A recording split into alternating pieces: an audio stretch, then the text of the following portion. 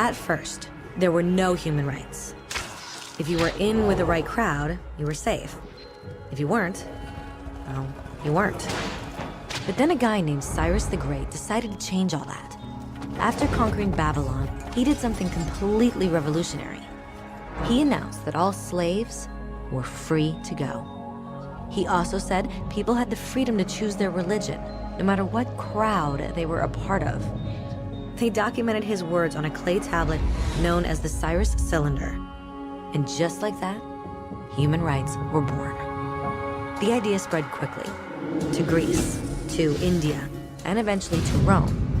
They noticed that people naturally followed certain laws, even if they weren't told to. They called this natural law, but it kept getting trampled on by those in power.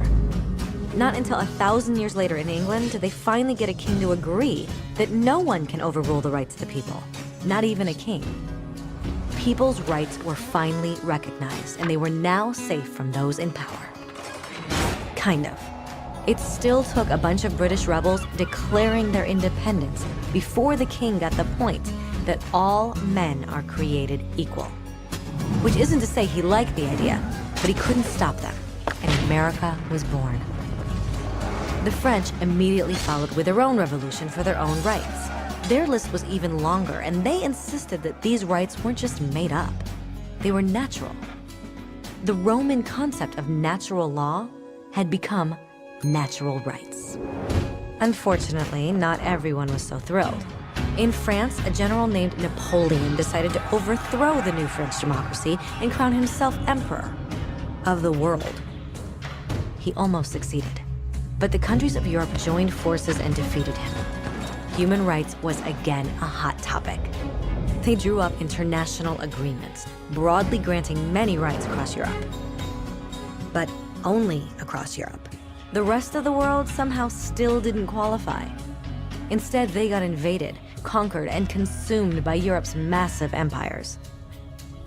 But then a young lawyer from India decided enough was enough. His name was Mahatma Gandhi, and in the face of violence, he insisted that all people of Earth had rights, not just in Europe. Eventually, even Europeans started to agree. But it wasn't going to be that easy. 2 world wars erupted. Hitler exterminated half the Jewish population of Earth in horrifying Nazi death camps. And all told, 90 million people died. Never had human rights been so terrifyingly close to extinction. And never had the world been more desperate for change. So the countries of Earth banded together and formed the United Nations. Their basic purpose was to reaffirm faith in fundamental human rights, in the dignity and worth of the human person. But what were human rights? Were they the proclamations of Cyrus, the natural laws of Rome, the declarations of France? Everyone seemed to have a slightly different idea of what human rights should be. But under the supervision of Eleanor Roosevelt, they finally agreed on a set of rights that applied to absolutely everyone.